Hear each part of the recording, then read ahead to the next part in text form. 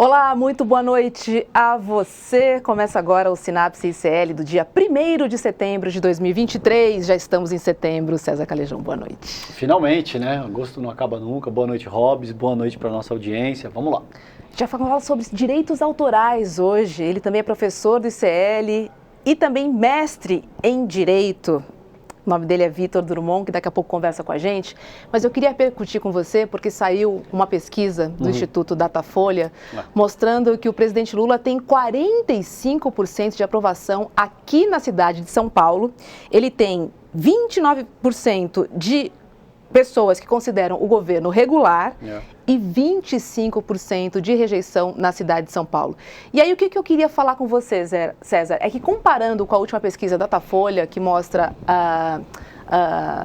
a popularidade, né, a aceitação do governo Lula pelo país, as pessoas da cidade de São Paulo têm uma aprovação maior. Assim, a gente está falando de 37% de aprovação no país, enquanto a cidade de São Paulo dá 45% de aprovação ao governo Lula. Por que se dá essa diferença, principalmente de capitais e considerando o Brasil como um todo? É uma ótima pergunta, Rô, e remete ao nível sociológico. A meu ver, tem uma série de características da cidade de São Paulo que fazem com que a cidade tenha um público bastante progressista, considerando principalmente outras regiões do país, como o Sul, o estado o interior do próprio estado de São Paulo, partes da região norte. Então você tem a capital de São Paulo e o Nordeste de forma mais ampla, são regiões bastante progressistas do país.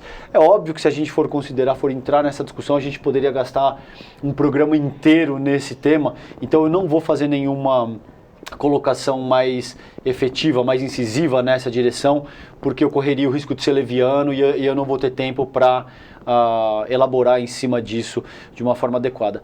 Agora, é de fato um número bastante expressivo, né? Entre bom, ótimo e regular, você tem o Lula com 74% na cidade de São Paulo. Isso é muito significativo, principalmente num momento em que a gente está entrando no momento pré-eleitoral do que serão as municipais no ano que vem.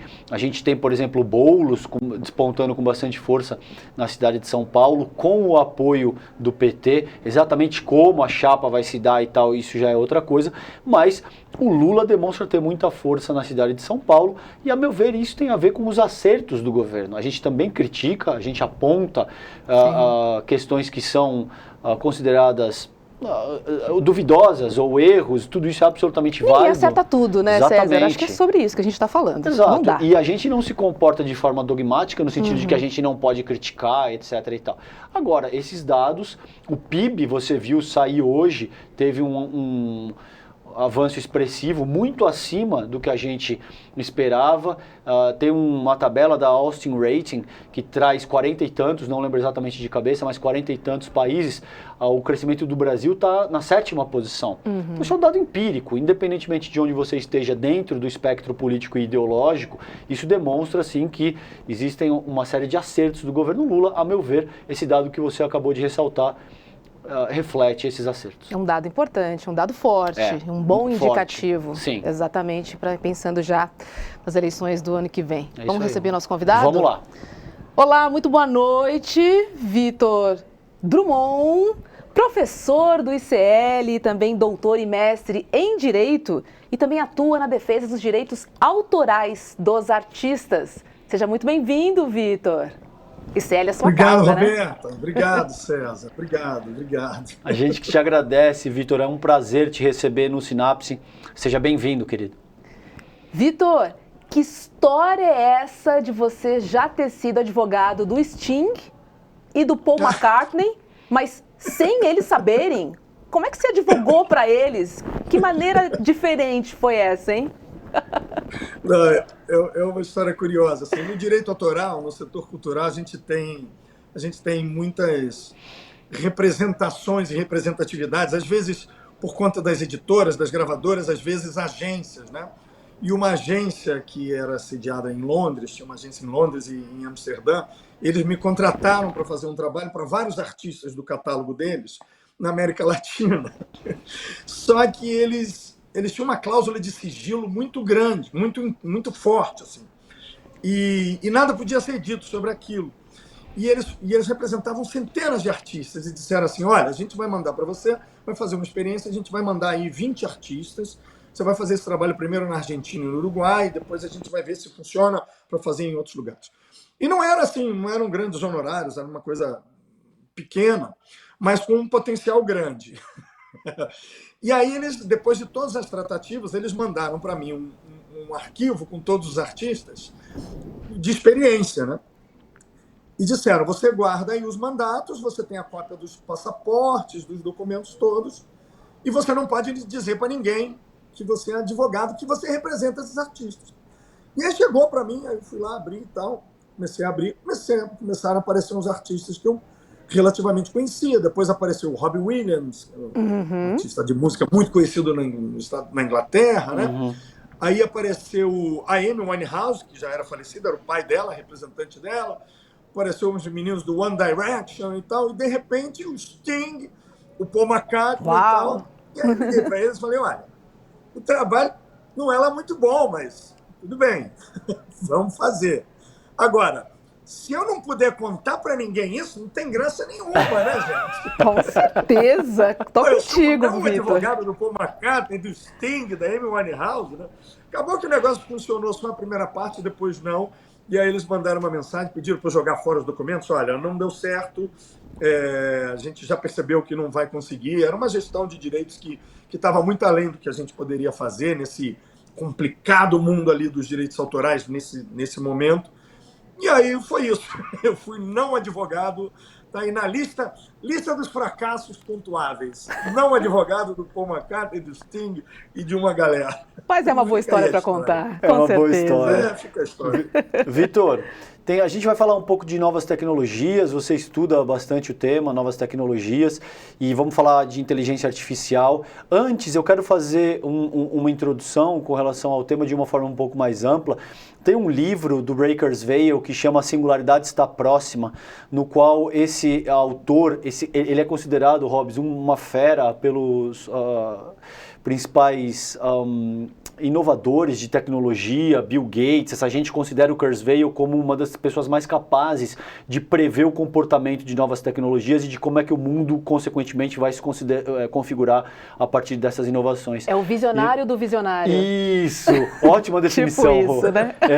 E ele diz nesse livro, de uma forma, claro, é uma patola assim, de 700 páginas, mas o argumento central dele é que em algum momento da década de 2040, o nosso desenvolvimento vai ganhar um aspecto tão exponencial, desenvolvimento tecnológico, que a gente vai ser capaz de superar a nossa própria biologia. Em alguma medida isso já acontece quando você vê transplantes de coração e esse tipo de coisa que não existiam há 100, 150 anos, esse tipo de coisa, né? Como é que você sente isso, Vitor? Você acha que a humanidade caminha para atingir o que o Kurzweil chama de singularidade? E a pergunta central aqui que eu gostaria da tua reflexão é: o Kurzweil tem uma abordagem demasiadamente otimista, a meu ver, na qual ele acredita que o mero desenvolvimento tecnológico, essa é a minha crítica ao trabalho dele, seria capaz de reformular a nossa moralidade. Nos tornaríamos mais humanistas, nos tornaríamos mais solidários. Como é que você sente essa questão? Bom, eu estou mais com o seu ponto de vista, se é que eu entendi do seu ponto de vista, do que do dele em relação, digamos assim, a um otimismo decorrente do que a tecnologia pode nos permitir em comparação com as valorações morais, né, ou a discussão ética da sociedade. Eu acho que a tecnologia pode estar agora, por exemplo, nos colocando numa situação de importante reflexão sobre os valores que a gente pretende ter e buscar na nossa sociedade, não obstante o avanço tecnológico.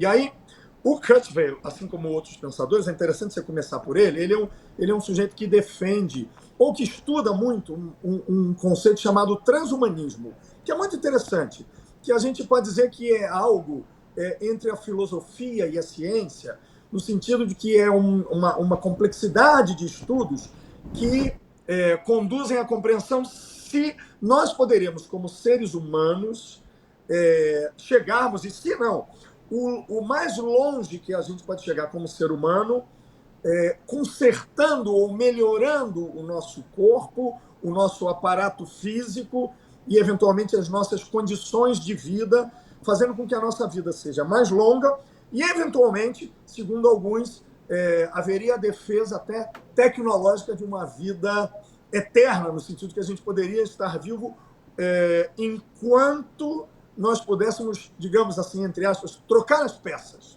né? Então, o transhumanismo é uma ideia e essa coisa que traz a realidade que a gente conhece e a ficção de ciborgues e essa ideia, né, de ter elementos artificiais no corpo, não é uma ideia nova. Isso, por exemplo, foi escrito por um dramaturgo na década de 20 chamado Karol Čapek, que era tcheco e contemporâneo do Kafka, só que ele escrevia em tcheco e o Kafka escrevia em alemão. O Karol Čapek, ele foi quem, segundo ele dizia, o irmão dele inventou a palavra robô, que é robota, que no tcheco seria um trabalho escravizado, né, o trabalho forçado. E aí esse texto dele de 1920 tem já ciborgues, ou seja, tem pessoas que teriam uma pele imitada, e que, claro, a discussão seria a subjetividade desses novos seres. Na verdade, parte da nossa angústia eu acho, nós podemos chegar muito longe com modificações do nosso corpo, como, por exemplo, transplantes de órgãos ou modificações que façam com que a gente viva mais. Sim, isso é uma tendência, né, nas ciências médicas, na ciência da saúde.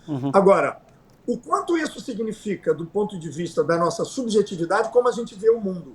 Será que nós temos uma percepção do mundo que nos permitiria viver 150 ou 200 anos? Será que a nossa temporalidade existencial cabe em 200 anos? Será que nós queremos viver 200 anos? Não é? Ou, visto de outra forma, nós estamos acostumados a viver até, digamos, 80, 70 e tal anos. Cada vez a gente diz que a pessoa morre jovem quando ela morre mais velha, né? A gente vai dizer, morreu jovem, tinha muita possibilidade. Mas será que a gente quer ultrapassar os limites naturais? E em que sentido isso é razoável para a compreensão humana? Será que a gente não vai morrer de tédio nos nossos corpos? Será que a gente não vai se submeter a situações que, de repente, não fazem sentido para nós? É uma pergunta que eu devolvo um pouco para todos nós, para a gente ter. Agora, só terminando essa ideia inicial, eu acho que o transhumanismo, inteligência artificial, todos esses conceitos que trazem a ciência, digamos assim, para dentro do nosso corpo e para dentro das nossas mentes, porque geram reflexões, elas precisam ser objeto de reflexão filosófica e da nossa posição no mundo. O que nós queremos como sociedade, para onde nós pretendemos caminhar e, para isso, o que devemos fazer e como devemos nos comportar. Parece que essas coisas são etéreas e abstratas e não são. Eu, particularmente, não acho que eu teria o desejo de viver 200 anos. Nem eu. Mas é uma reflexão que eu tenho aí 150 para pensar. Muito bom, Vitor. 200, não consigo, não consigo. Muito longe para mim. Aproveitando, Vitor, que você falou em inteligência artificial, né? A gente tem aí o Chat GPT, que responde nossas perguntas, quaisquer perguntas, em fração de segundos, né? Assim, chega a ser assustador, porque ele responde qualquer tipo de pergunta. E aí eu te pergunto, você vê que muitas profissões vão sumir ou a gente vai ter que repensar nas profissões existentes e talvez em novas? Então, tudo isso, essas perguntas elas não são excludentes, né? Começando pela questão das profissões, que eu acho muito relevante, mas eu acho que ainda é talvez menos relevante do que outras coisas que eu queria dizer. Vamos pensar aqui. É possível que haja uma diminuição de profissões utilizando o chat GPT como um exemplo, como um pequeno vilão da hora, né? Um grande vilão da hora. Ele pode fazer com que determinadas pessoas deixem de ter trabalho, porque ele vai facilitar alguns trabalhos? Pode. Mas o fato é o seguinte, Isso se conecta com o que a gente falou antes. O que a gente deseja? Será que a gente deseja só um mundo corporativo em que a gente tem uma produtividade que, na verdade, nos sufoca e faz com que a gente tenha que atender a demandas capitalistas insanas e insensatas a todo momento e, portanto, precisamos produzir mais, inclusive textos, a todo momento, mesmo que eles não sejam tão bons, ou mesmo que eles não sejam escritos por seres humanos exclusivamente com grandes, porque eles teriam grandes ferramentas que ajudariam? Essa é a grande reflexão que eu acho, assim, uma das grandes reflexões. Vamos pensar, roteiristas, escritores, autores, jornalistas poderão ser 100% absolutamente substituídos por ferramentas como o ChatGPT? Agora não.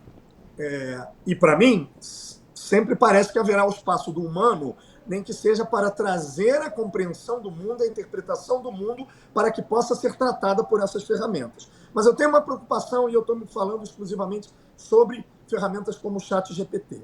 Vejam, eu sou um professor de direito, e a gente sabe, professor no mestrado, no doutorado, a gente tem muitos desafios, desde a graduação e até esses níveis, para que as pessoas tenham interesse em fazer as pesquisas científicas. E no direito, pesquisa científica, a maior parte das vezes, é revisão bibliográfica. É entender o que foi dito, compreender se faz sentido, escrever novos pontos e ir seguindo, fazendo another brick in the wall, um novo tijolinho. Né? É assim que a ciência evolui. No direito, ela talvez seja mais simples do que em outras áreas, como as chamadas ciências, né? Assim, ciências de alta tecnologia. Mas vejam, se os alunos, os estudantes, vão deixar de trazer um tijolinho, que é a parte que lhes cabe como cientistas, como pesquisadores, então para que eles vão pesquisar? Porque a pesquisa e a ciência significa o resultado, mas também ter pessoas melhores porque estão pesquisando. Então, não é só o final, é também o caminho. Se a gente tem pesquisadores que são copiadores, nós temos piores pesquisadores. Isso é fato. E aí, também sobre a questão das escritas, eu acho que depois a gente pode falar sobre o impacto da inteligência artificial em outras áreas, e como eu também vejo genericamente, mas sobre o ChatGPT também, vejam, eu sou um escritor, eu quero escrever, eu quero resultado bom, eu quero escrever uma boa peça de teatro, um bom poema, um bom conto, eu quero dividir com as pessoas, eu quero ter a esperança e a ilusão de que eu sou um bom escritor, claro. Mas eu preciso passar pelo caminho. E aí eu sempre cito Antônio Machado, poeta espanhol, com a frase dele lapidar, que é o caminante não é caminho, se hace camino al andar. Do que adianta ser escritor se eu não tenho a alegria, a vontade, o desejo, o tesão e o meu movimento, a minha percepção do mundo como escritor? Eu vou perder a minha emoção como escritor, aquilo que me conecta com o mundo? Se a gente perde a nossa conexão com o mundo e aí a gente amplia o nosso debate, além do ChatGPT, para outras ferramentas que permitem atalhos criativos, se a gente perde a nossa conexão com o mundo, todos nós que somos criadores efetivos ou em potencial, perdemos parte da nossa humanidade. E isso não são somente os artistas que nós vemos na TV, os escritores que nós lemos, mas são todas as pessoas. E tem mais. Algo mais que eu queria agregar para vocês. Uma ferramenta como o ChatGPT trabalha com um repertório alimentado previamente. Ou seja, ChatGPT e os que trabalham com artes plásticas e etc. Toda uma quantidade de dados é colocado nessa ferramenta para que essa ferramenta possa criar, sei lá, uma revoada de pássaros à moda de Van Gogh. Então ele vai trazer uma ilustração, uma arte cibernética que é a moda de Van Gogh, é o estilo de Van Gogh. Ou, digamos, uma letra de pagode à moda de Guimarães Rosa. Vai, para fazer uma conexão que é inusitada. Ele vai trazer isso. Mas vejam, ele não vai ser um Van Gogh novo. O Van Gogh é o genial, o Guimarães Rosa é o genial. E isso me traz uma preocupação. O que eu vejo nas ferramentas é que, como elas são alimentadas pelo que está posto previamente, ela tem o potencial de matar o artista e o criador médio. E, na verdade, a gente não precisa estar sempre diante do artista ou do criador genial. num sentido que nós atribuímos aí a genialidade, seja do século XVIII, lá, ou qualquer uma genialidade, seja lá como a gente pensa o que isso significa. A gente mata o potencial do artista e do criador médio, do escritor médio. Todas essas ferramentas têm esse potencial. E isso é muito ruim para nós, porque, como sociedade, a gente afasta da possibilidade criativa muita gente que vive dela e, no fundo, todos nós, que somos medianos, a não ser que alguém no público esteja pensando, eu não, eu sou genial e nunca irá me alcançar e tal, essa ferramenta. Também pode acontecer isso. Mas, enfim, eu acho que isso é uma questão que me traz muita preocupação. E nós não precisamos só escutar artistas geniais, assistir filmes geniais, ler livros geniais. A gente pode querer algo que não seja genial. E eu posso apontar para vocês, a maior parte da arte, digamos assim, do entretenimento que a gente, vou usar uma palavra que eu não gosto muito, mas que a gente consome, não necessariamente é genial. Porque a gente precisa do descanso, a gente precisa do espaço, a gente precisa das pausas. Né? Coisa que é difícil de eu dar aqui para vocês, até peço desculpa. Imagina, querido, tá brilhante ótimo, a tua tá fala, ótimo. concordo com gênero, número e grau de tudo que você disse, a gente precisa de uma certa leveza, não dá para, de fato, esperar que você tenha coisas brilhantes e geniais no sentido que a gente está atribuindo a esses termos aqui o tempo todo. Brilhante a tua fala. Não, e só adicionando, Vitor, é que a internet permite que você encontre qualquer coisa, em qualquer grau, em qualquer perfil, né? E aí, quando a gente fala de excluir uma parte, a gente está indo contra tudo que a internet provém pra gente, que é essa liberdade de ter tudo, né? Do pequeno ao grande, porque senão eu volto para a massificação, só o grande chega, né? E a internet é exatamente o inverso a isso tudo. E quando você falava, Roberta, me veio uma reflexão. Talvez a gente possa gerar uma situação ainda mais grave, que é retirar o médio e deixar presente somente aquele absolutamente simplório, que não precisa de nenhuma criatividade, que é uma mera repetição, e o genial que não se alcança. Mas sempre haverá os gênios. Vamos fingir que existe a genialidade oitocentista, né? Do cara que é o escolhido e tal, aquele sujeito, assim, que no fundo não é tanto isso, né? Mas vamos imaginar por uma ficção aqui. Então, isso que você falou agora me coloca nessa encruzilhada assim, no pensamento. Vou refletir sobre isso depois. Porque existe uma outra questão. A gente não domina mais o nosso tempo, né? A gente está num processo tão curioso de exaustão iminente, todos nós, seja no trabalho, porque a gente é cobrado de uma produtividade enorme, mesmo quando não nos cobrem, mas é a sociedade cobrando isso, né? Como se o nosso tempo não pudesse ser o tempo à disposição de nós mesmos. E aí tem uma coisa muito perversa com a tecnologia, que é assim, parece uma loucura, mas não é. Veja, a gente economiza 40 minutos numa fila de banco. Hoje a gente não precisa ir para o banco. A única coisa que a gente precisa do banco é tirar dinheiro em papel moeda, coisa que a gente também já não usa mais. Não faz mais. Então, banco é no celular. Não é? E várias outras ferramentas de inteligência artificial, inclusive, mesmo que não generativa, né? Elas permitem uma economia de tempo.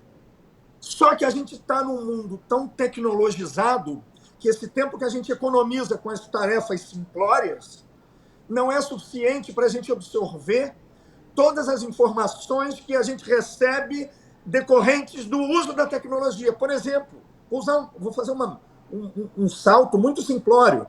20 minutos que a gente economiza na fila do banco, a gente gasta muito facilmente com uma rede social. E aí a questão é, cadê o artista genial que eu queria ler em algum momento? E cadê o artista mediano que eu queria ter a possibilidade de escutar, de ver e etc. Eu não tenho mais tempo, porque ou eu estou na rede social, ou eu estou fazendo uma outra coisa, ou eu estou fazendo o trabalho que a ferramenta me permite. E aí a sociedade capitalista não é o empregador, não é o nosso empregador que está nos exigindo trabalhar muito mais do que antes. É o mundo que a gente vive. É a concepção da nossa vida. Tem um filósofo que eu adoro, contemporâneo, um pensador que é o Byung-Chul Han. Ele é coreano e foi já jovem, um pouco mais velho, para a Alemanha, e não falava alemão até uns 25, 26 anos, e é um filósofo que escreve em alemão, então ele já está lá na frente, né? Ele pensa em coreano, escreve em alemão, ou sei lá o quê, ele já está lá na frente, né? E tem muitos ensaios muito interessantes, e num deles ele fala sobre a inatividade, sobre essa relação, e eu vou me arriscar a colorir um pouco isso, e dizer que não é só o tempo, é uma relação do espaço com o tempo que a gente precisa recuperar conosco. No fundo, talvez ir para a fila do banco seja bastante produtivo, em alguma medida, se a gente puder conversar com as pessoas, como a gente já não pode mais. Claro, eu estou usando o exemplo da fila do banco, mas pode ser a feira, pode ser um monte de coisas que a gente não faz mais e que faz diferença para nós, porque a gente vai conversar com alguém que a gente vai conhecer e não gostar, vai com um amigo, vai encontrar um desafeto, vai exercitar as diferenças. O nosso afastamento pela tecnologia nos coloca num mundo apartado e que a gente ainda não está acostumado a viver neles, pelo menos eu acho, na nossa geração. Assim, talvez a próxima, que é nativa do meio digital, do ambiente digital, sim, mas meus filhos, talvez, mas... e no fundo, a gente precisa de nós. A gente precisa perceber que a gente precisa de nós e do nosso tempo recuperado, inclusive para não fazer nada, que é muita coisa, porque ao não fazer nada a gente pode pensar, e a gente não tem tempo hoje de parar para pensar. E aí surge a sociedade do cansaço, não é isso? Que ele discorre acerca da sociedade do cansaço nesse ensaio. Vitor, tem uma questão que eu quero explorar contigo, a gente estava conversando um pouquinho aqui antes de começar o programa, que é a respeito do uso da inteligência artificial, considerando artistas que já morreram e a forma como essa nova tecnologia é capaz de empregar essas pessoas de uma maneira que até então não poderia ser feito, né? E a gente viu recentemente o caso da Elis Regina, que a imagem dela foi, não só a imagem, né, mas a personificação mesmo da artista foi utilizada por uma grande montadora. Foi uma peça publicitária que dividiu opiniões. Eu ouvi gente dizer que se sensibilizou, que ficou comovida, que chorou ao ver aquilo, e eu vi algumas outras pessoas dizer que não gostam desse tipo de coisa, que é absolutamente complicado colocar alguém que já morreu e que você não sabe como a pessoa reagiria àquela proposta, e você tem, portanto, a imagem da pessoa sendo utilizada nesse sentido. Eu gostaria da tua avaliação. Como é que você sente esse tipo de coisa? Qual é o limite do uso autoral de alguém que já morreu? Nesse caso, por exemplo, que remete ao que foi feito por essa montadora com a Elis Regina. Ou pelo menos com a personificação do que seria a Elis Regina. Tá. Bom, a primeira coisa que eu digo para vocês é que eu gostei da consequência do comercial e da discussão social. Eu gostei que o comercial veio e que as pessoas puderam discutir. Tiveram interesse em discutir, tiveram interesse em se posicionar, em dizer eu gostei, mas eu faço algumas críticas do ponto de vista ético, etc.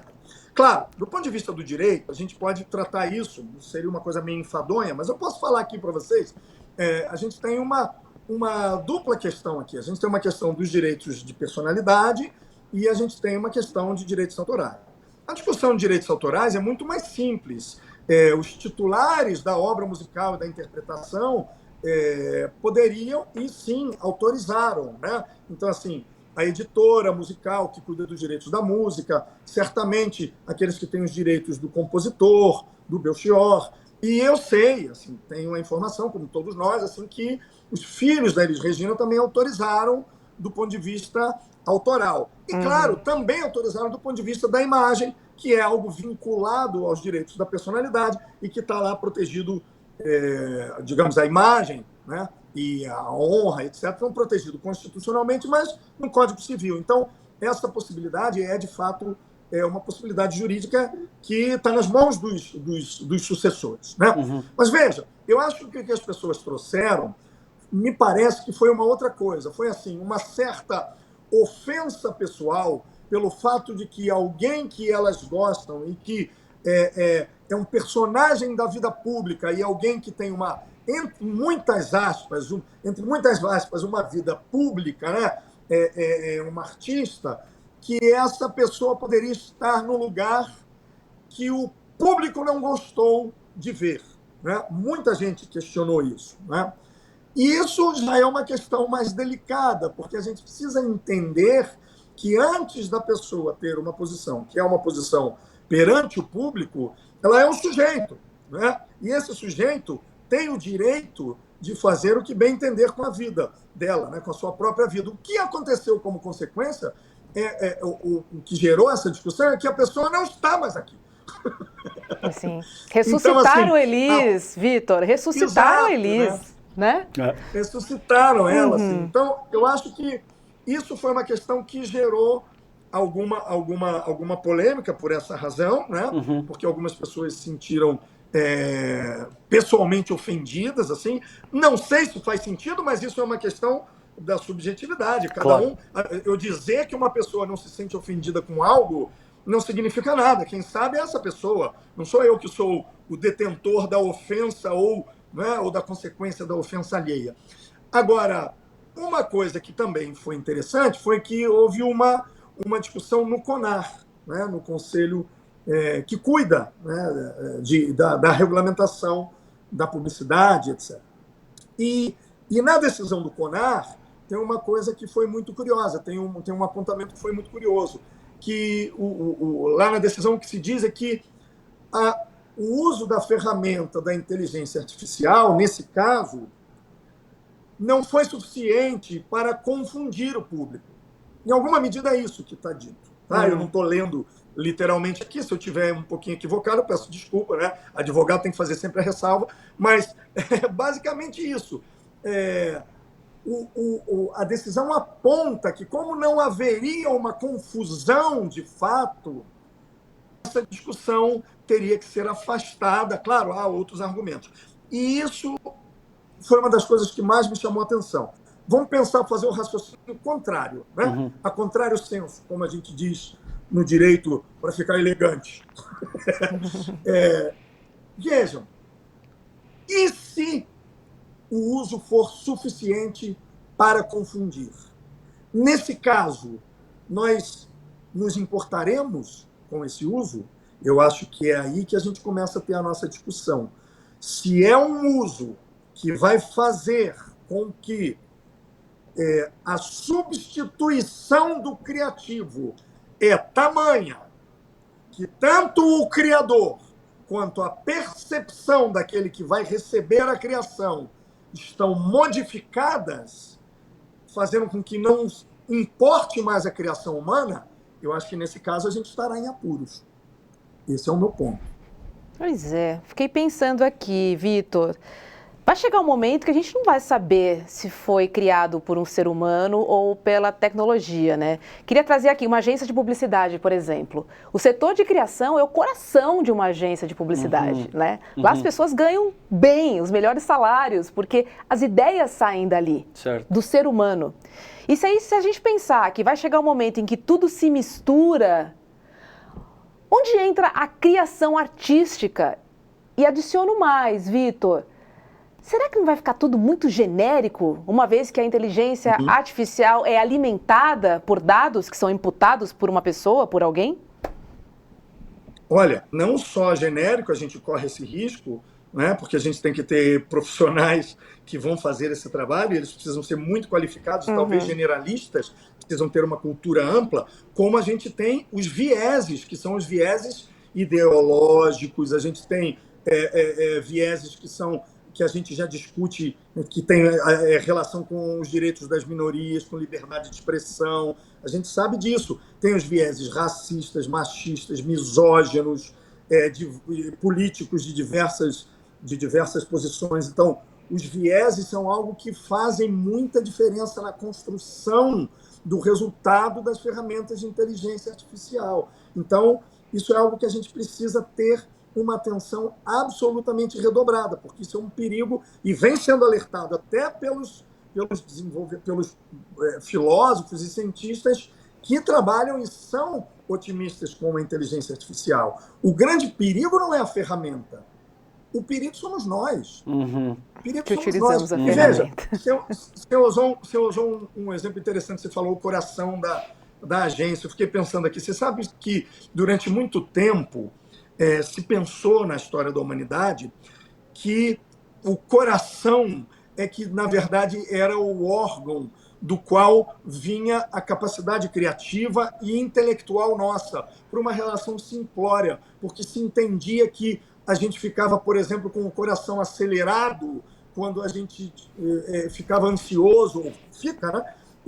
Portanto, era o coração que dava o comando para reagir às emoções. Durante muito tempo se pensou que o cérebro ele servia somente para resfriar o sangue do corpo, né? E que o coração era uma teoria cardiocêntrica da racionalidade, etc. No fundo, a gente precisa entender essa concepção de que a nossa percepção do mundo, claro que ela está no nosso cérebro, claro que ela está no nosso racional, mas ela está na nossa emoção.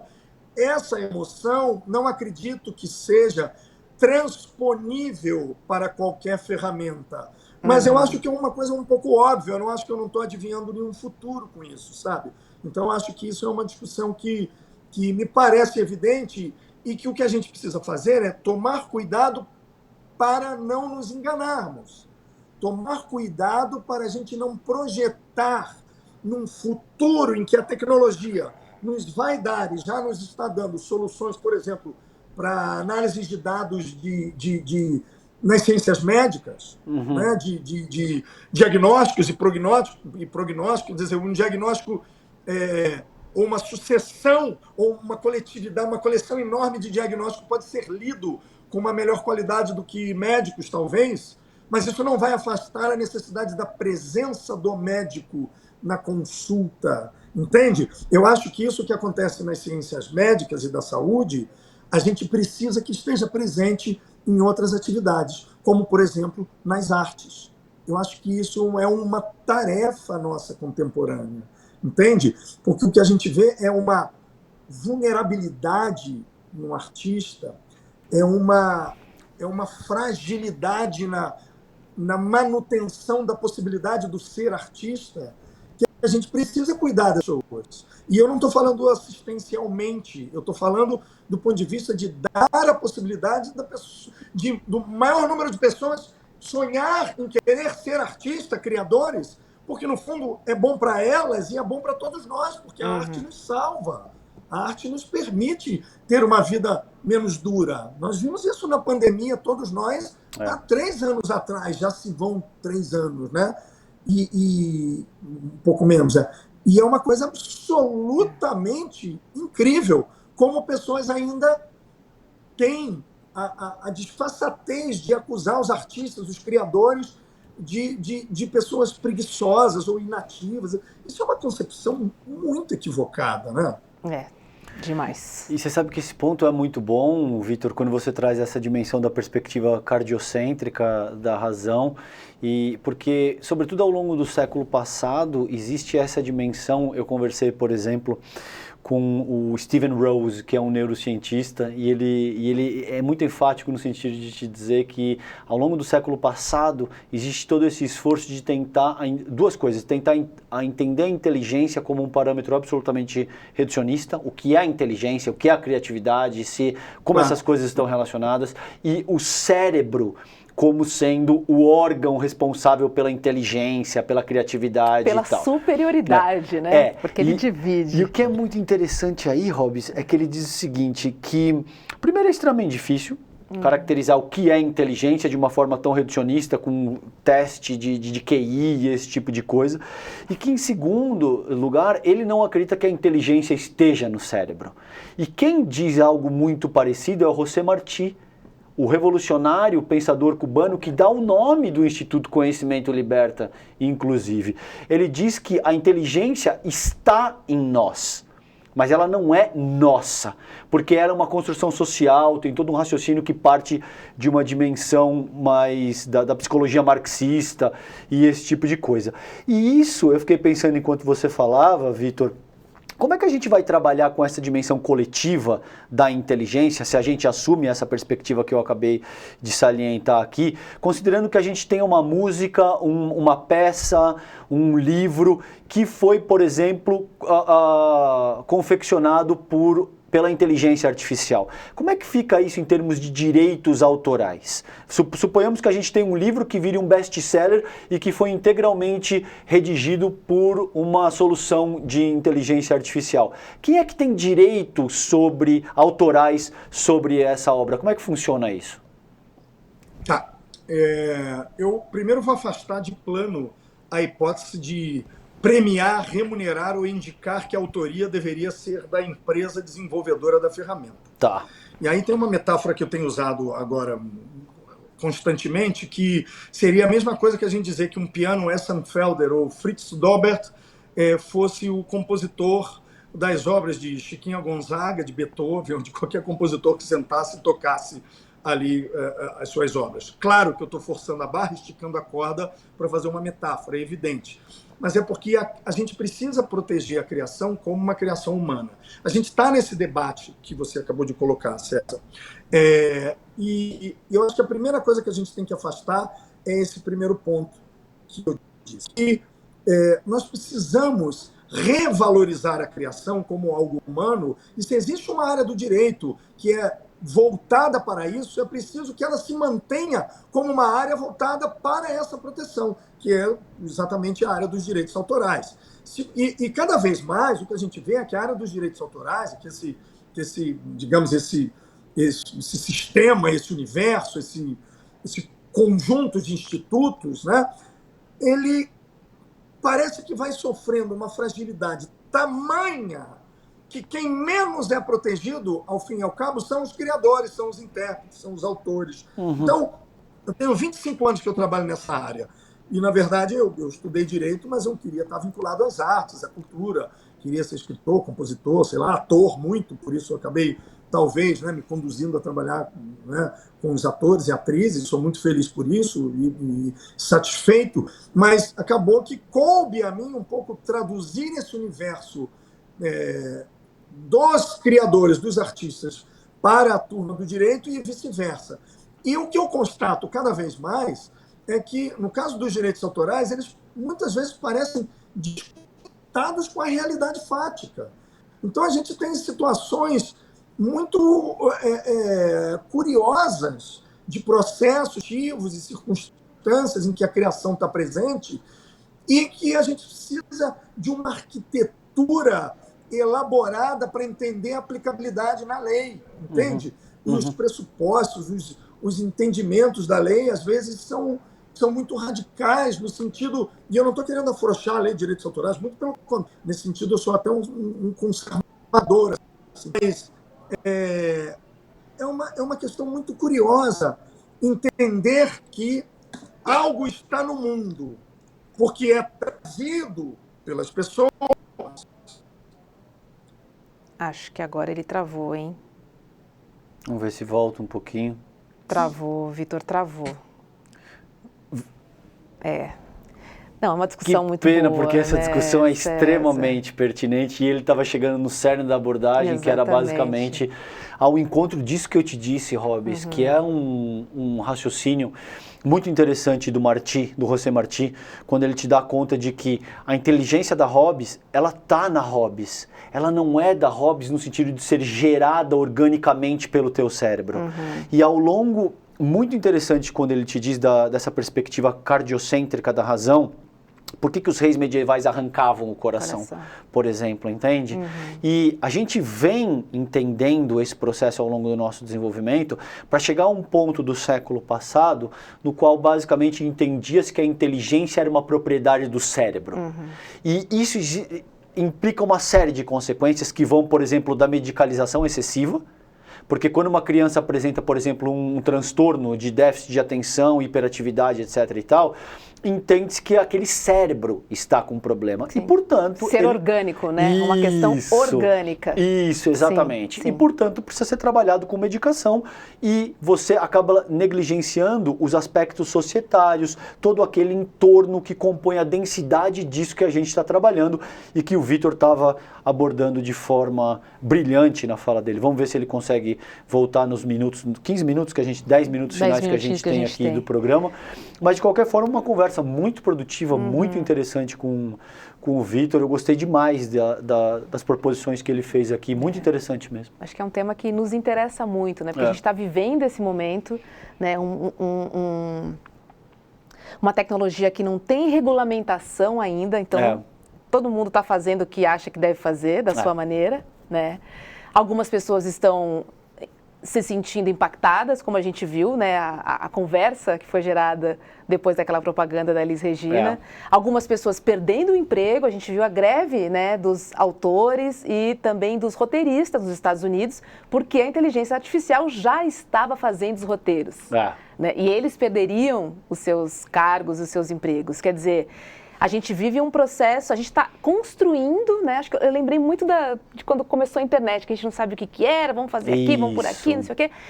É um lugar que você tem todo tipo de informação que você pode manipular da maneira que você quiser. E aí a gente tem que entender, precisamos de limites, né? Precisamos estruturar. Oi, Vitor. Conseguimos. Deu um trabalhinho, mas eu acho que vamos tentar concluir, né? Vai lá, Boa, vai lá, querido. vai lá. Recapitula o teu raciocínio porque estava maravilhoso. Vamos lá. Me ajuda aqui. Eu acho que eu vou pegar de um ponto que eu acho que é relevante para nós. Assim. Eu tenho visto, e eu tenho usado uma palavra insistentemente, eu tenho visto no processo criativo e a discussão com a inteligência artificial, eu tenho visto uma vulnerabilidade do criador, do artista, e do intérprete, do autor. E essa vulnerabilidade não é somente atribuível à inteligência artificial ou ao fato da inteligência artificial estar em moda, né? Existe uma sucessão de fatos que tem a ver com tecnologia e que conduzem a essa vulnerabilidade. Mas essa vulnerabilidade também decorre de uma subvalorização do criativo, de uma subvalorização do intérprete, de uma subvalorização dos criadores. Então, quando a gente vê essa discussão, por exemplo, que culminou na greve de roteiristas e depois na greve de atores, vejam os elementos que conduziram a isso. O que levou à greve? Foi só a discussão da inteligência artificial? Não. Foram discussões sobre previdência, discussões sobre os chamados, nos Estados Unidos, chamados residuals, né? Que a gente mais ou menos traduziria como direitos de remuneração, que é o fato dessa nossa luta aqui dos artistas, da música, do audiovisual, de vários setores, nesse momento do Brasil, num projeto de lei que é o 2370. A discussão do streaming é uma nova forma, mas não é meramente uma nova forma de exploração comercial das obras.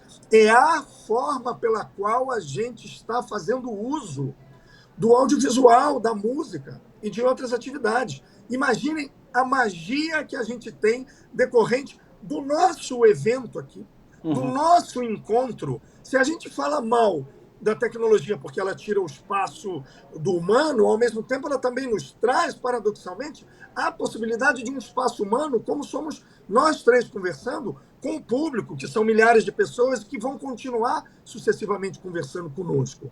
Então, o que eu vejo é que houve um acúmulo de circunstâncias em que a desvalorização da criação humana aconteceu no mesmo momento em que a supervalorização da tecnologia chegou. Entende? Então, essa dupla concepção gerou uma enorme desvalorização nos criadores e porque também potencializou novos criadores e alguns que não são muito criativos, assim, muitos influencers que também não têm criatividade, só repetem coisas, etc., mas que jogam um papel na sociedade. E aí, olha que coisa interessante. Por que a gente não se assustava antes com a inteligência artificial? Não é só porque ela não ocupava os espaços de trabalho ou os postos de trabalho.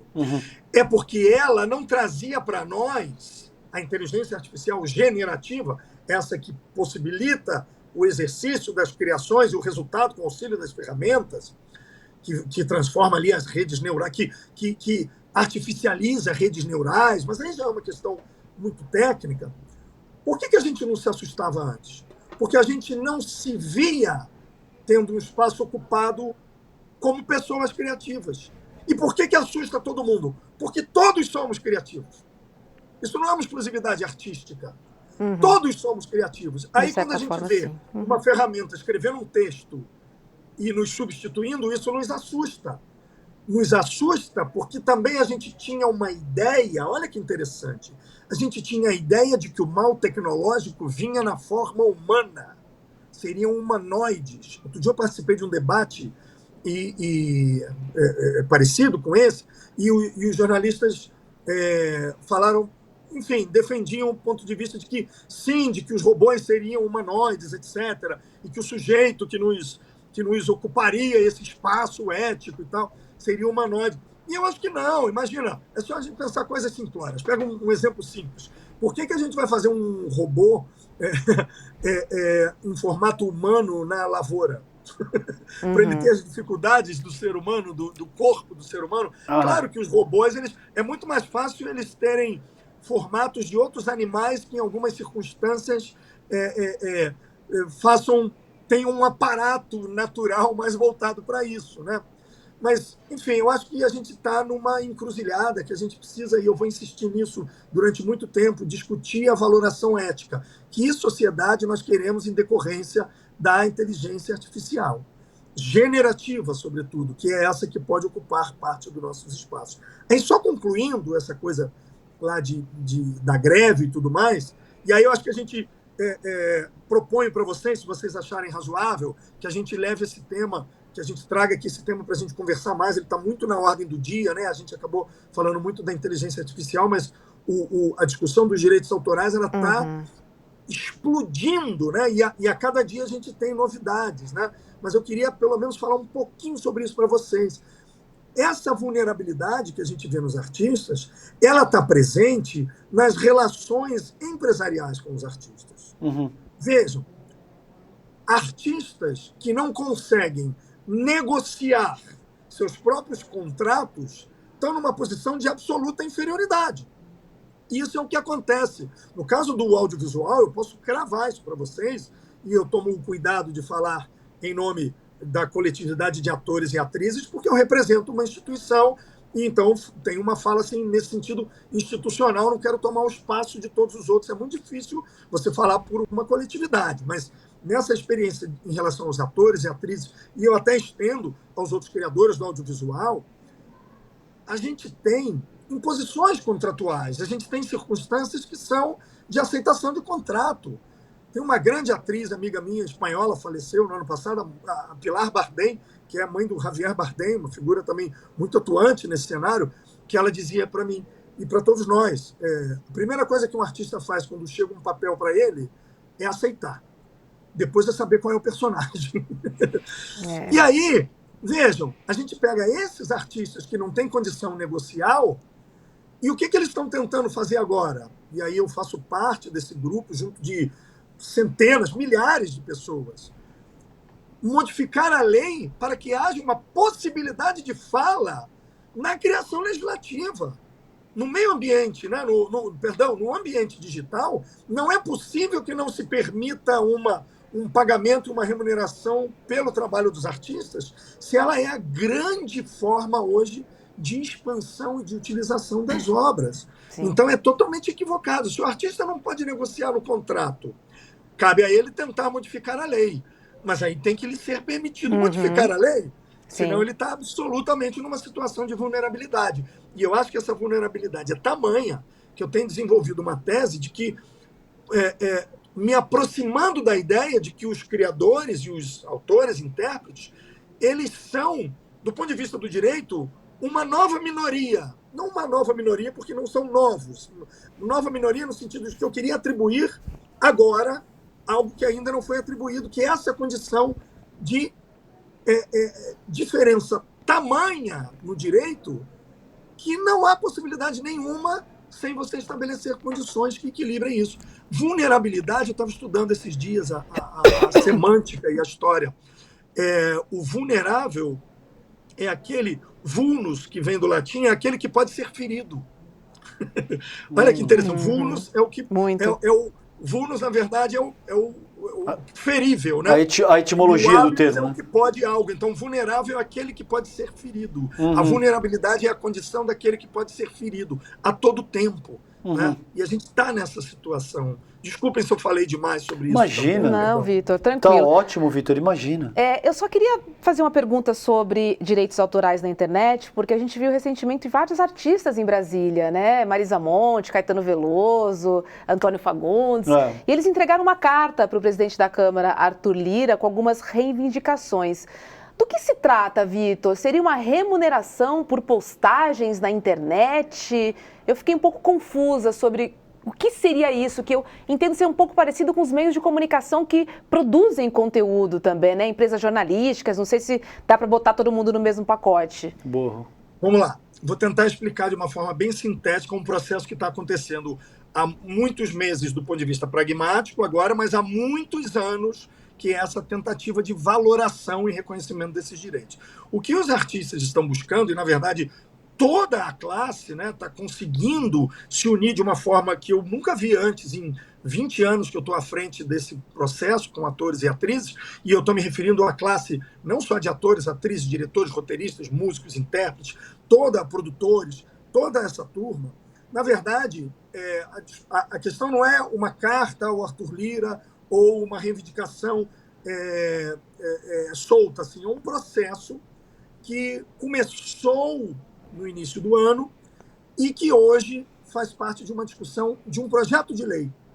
E esse projeto de lei, 2370, ele tem o objetivo de garantir a remuneração desses artistas no ambiente digital, quando as obras das quais eles participaram, interpretando ou criando, são utilizadas. Mas isso não é pelo usuário final que somos nós, não é pelas pessoas físicas, vamos falar assim, não é pelos consumidores, né? Mas sim pelas grandes empresas que fazem uso disso e que são as empresas que, em parte significativa e, às vezes, total da sua existência, dependem desses usos e dessas criações para que elas possam existir como conglomerados econômicos, etc. Entendi. Agora, há muitas diferenças entre as empresas que são as plataformas de streaming que exploram audiovisual, como, por exemplo, em comparação com redes sociais, ou com empresas que sejam empresas que exclusivamente tratam de obras musicais, né? Não quero nomear aqui as empresas, mas essa luta, eu aqui faço para vocês essa provocação e essa sugestão de pauta para a gente discutir isso em algum momento, para a gente poder falar sobre isso. A necessidade dos artistas e criadores serem remunerados. Esse conceito não é brasileiro. Esse conceito está presente em muitos países. Chama-se direito de remuneração compensatória. Para o uso das obras, deve haver o pagamento independente dos contratos que foram assinados antes. E por quê? Por conta da vulnerabilidade que a gente falou. Os contratos são apresentados numa condição de vulnerabilidade. Os artistas aceitam qualquer coisa. Às vezes, até o uso das obras para meios tecnológicos que ainda não existem. Só que a lógica dos direitos autorais não permite isso, porque ela permite o pagamento, ela garante o pagamento pelo uso das obras. Cada vez que você tiver obras com usos diferentes, modalidades de exploração diferentes, você tem que pagar de novo. É como, sei lá, vou usar um exemplo muito simplório, um autor de livros, ele vai receber de acordo com com a venda dos exemplares. Eu estou sendo muito simplório nessa comparação e meus colegas depois vão me detonar, mas não tem problema. O que importa é a gente tentar comunicar. E, então, os artistas do audiovisual e da música assinaram contratos quando essa forma de utilizar não era a forma de utilizar que virou hoje. Uhum. E eles atualização fizeram exceções já, para né? todos os usos, muitos, sem haver a remuneração indicada. Então, hoje, existe uma diferença absoluta. E tem gente, assim, que precisa disso para sobreviver. E essa é a luta. Esse é o projeto. Acreditamos. Vitor Dumont, obrigada. Sextou, um ótimo final de semana para você. Foi ótima a aula, como todos os dias aqui no ICL. E esse é um assunto que a gente... que está em constante atualização, né? Então, a cada dia que a gente conversa sobre esse tema, surgem novas demandas e a gente vai entendendo porque estamos construindo juntos, né, esse futuro que já é hoje, né? Já começou, já é na hoje, verdade. já chegou, Roberta, César, obrigado. Eu sou um fã declarado do ICL, amei fazer o curso de direitos autorais, aliás, quem estiver assistindo, depois vai lá, quem ainda não é, tem que ser assinante do ICL. Isso. E tem que ser assinante do ICL, que é aquele que dá a possibilidade de alguém que não tem condição ser assinante também. É isso. Solidário. Aí. Do plano, mas é solidário. Isso, pessoal. É, o solidário. Tem que ser assim, porque assim você garante conhecimento para outras pessoas que não têm condição. Amo essa casa, obrigado, Roberto, obrigado, César. Uma alegria, me chamem sempre, que eu vou aceitar sempre. Vou visitar vocês aí já no Obrigado, querido. Fechado, maravilhosa Vitor. Conversa. Um beijo, boa sexta-feira para ti. Bom fim de semana. Vocês também. Beijo. Grande. Tchau, tchau. É isso, né? Muito legal. Muito bom, né? Muito legal, assim. E o mais legal é que cada dia é um tema diferente, então a gente tem, né, tratado sobre tantos assuntos, né, diferentes. Sabe que toda noite você vai ter que lidar com esse nível de complexidade e material que te enriquece, e você aprende coisas novas. Apresentar o programa é muito bom por causa disso. Espero que a gente seja capaz de transmitir isso para a nossa audiência, porque a gente se diverte fazendo, a gente aprende muito, né, Robs, fazendo esse programa. É uma maravilha, muito satisfeito. Hoje é o nosso 10º programa. Uau. É o fim da nossa 2ª semana. Nossa, é um bebê.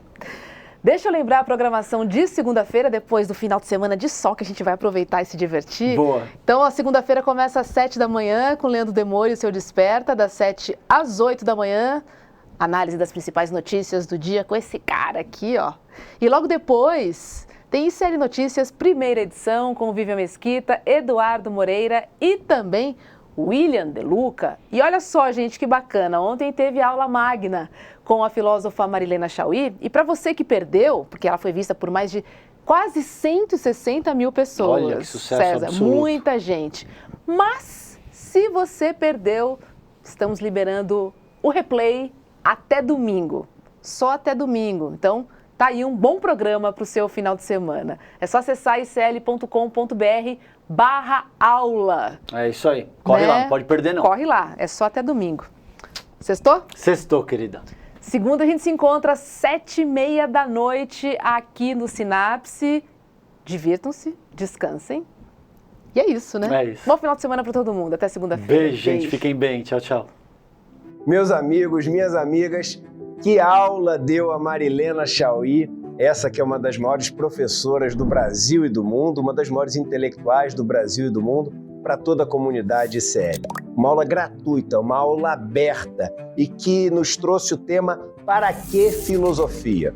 Que é uma notícia muito boa, a aula que não ia ter replay, tanta gente pediu que a gente resolveu liberar o replay da aula por pouquíssimo tempo. Aliás, está acabando o tempo. Mas se você quiser assistir, é só clicar no link que vai estar aqui junto com esse vídeo e curtir esse que foi um momento histórico aqui pra gente. No final da aula, a gente preparou umas surpresas, uns presentes também, que eu acho que você vai gostar demais, e uma chance de você poder fazer parte da comunidade ICL, que é essa comunidade que traz aulas incríveis como essa da professora Marilena Chauí. Fica até o final que você vai entender o que eu estou falando. Um abraço e boa aula!